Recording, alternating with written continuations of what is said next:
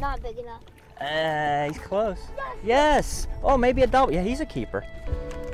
Double. He's a keeper. Double, maybe a double. Maybe almost a double. Just one other. Yours is under, Pap. Oh, we got three. We got a triple. We got a triple. Oh my gosh.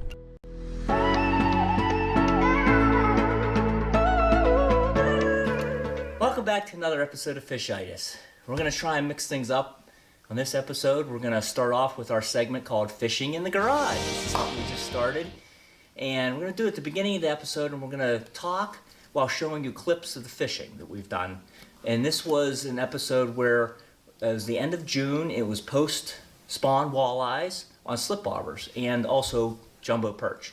And on this episode, we were fishing, and the fish were, it was early evening, and we started off, and the fish were staged along a drop-off. It's like a drop from probably 7 feet down into 20, 25 feet, and it's a pretty sharp drop-off. And what these fish like to do when they're done spawning, they like to cruise back and forth along this drop. And just searching for bait fish, searching for whatever they can to gorge. I mean, post-spawn, they're trying to regain their energy, so they're pretty willing biters. Even walleyes, which are hard to catch a lot of times, they're even willing at this time of the year. So the best technique to catch these suspended walleyes, because they're swimming back and forth, and they're probably suspended 15, 16 feet down over 20, 25 feet of water. And so slip bobbers are a perfect technique for that. And what we were doing is we were just flipping them out and letting them go down. And a lot of times the fish will see it as soon as you cast it out there. They hear the splash, they feel it with their lateral line, and they shoot over to wherever that leech is sinking, or that crawl, or whatever you're using. And they'll attack it. So, but what really happened too in this episode was that, he got into a spot, and trying to get the fish to stay is a part of our strategy. And so we like to use a lot of rods. Now in Michigan you're allowed 3 per person. In this episode we had the old man with us, and we had Sammy here, and Noah, and myself.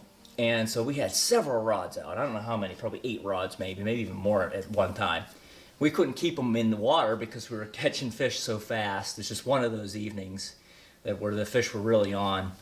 But the reason why I do that is that, first of all, you got all those lines out. You got that school of fish that comes through, especially perch.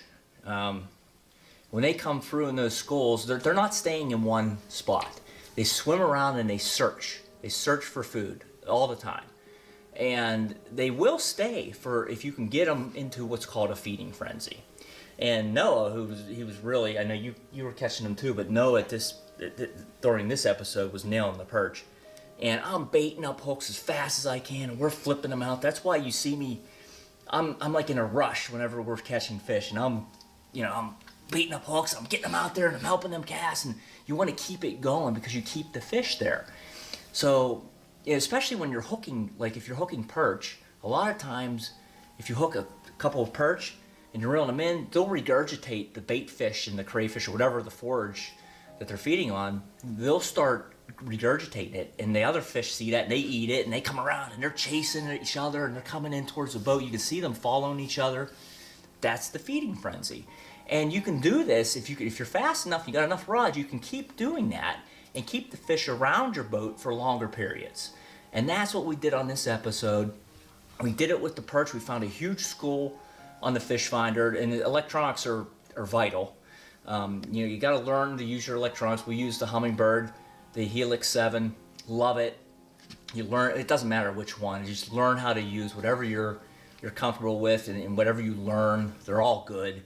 But once you learn it, you know what kind of fish. Like, we can tell if they're perch and walleyes or bass or whatever just by looking at it, because you get so used to your own, whatever your electronic device is.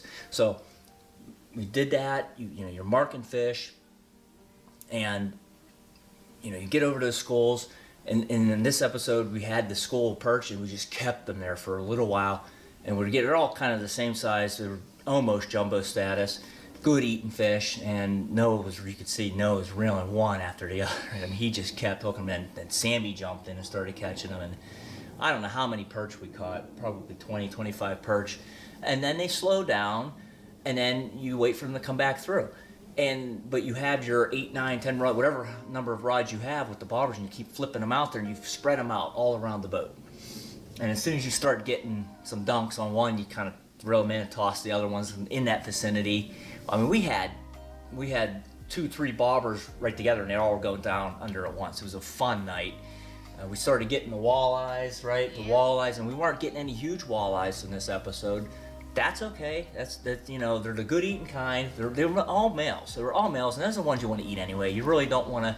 Not that the females don't taste good too, but if you're gonna keep fish, you want to keep the smaller males, and that's what these were. And they were just really on. The leeches. It's some days, some trips, it's the leeches that they'll only bite. Other days, it's just the half of a crawler that they'll only bite. Walleyes are like that. They're mysterious. They really are. I can't figure them out. That's why they're so much fun to fish for. Perch will eat both too. They seem to prefer the half a crawler more than the leech, don't they? Yep. Yeah, they seem to like the crawler. They'll eat the leeches, but they really will peck at them. You'll notice a lot of times, and even on this episode where we're like reeling it up and waiting, and they're just bobbing, and that's usually the perch because they're just nipping at the tails of those leeches, you know. And eventually they get it in there though, and the bobber just goes under a little bit, and you set the hook and you get them. A lot of times those are the bigger perch actually. The smaller ones will grab it and take off with it, and the jumbos actually take it down real slow. And but if you just be patient and wait, you can get a good hook set into those perch. But the walleyes, they bite a little differently. They'll kind of just, they'll take it under slow, but it's a steady down, and it disappears. And the walleye hits it, it's, you know, it's like, you know, because it's gone. It's what do we call it? It just disappears. It's just gone with the wind. My bobber was gone with the wind, and so you know it's a walleye when it does that. And but our favorite technique, bar none. I mean, we've used this all the time in spring, even in the summer, suspending over deeper water, you can catch them. Fall for sure. We actually have to switch up tactics just to see if we can catch them on other stuff because it's that effective. It's a good problem to have, but it does take a little work to get used to learn it. I mean, you know, you can't just go out with a slip bar and just throw it in there, and you got to be precise.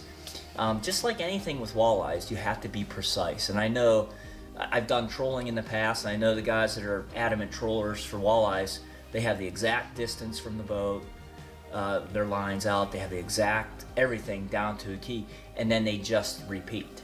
We call it rinse and repeat. When you might have heard that on some of the fish-itis videos, especially with the ones with Chief, but you rinse and repeat. So you just once you catch a fish at a certain depth and a certain amount of feet back, you just get all your trolling rods out the same way. Well, the slip bobber fishing is the same thing.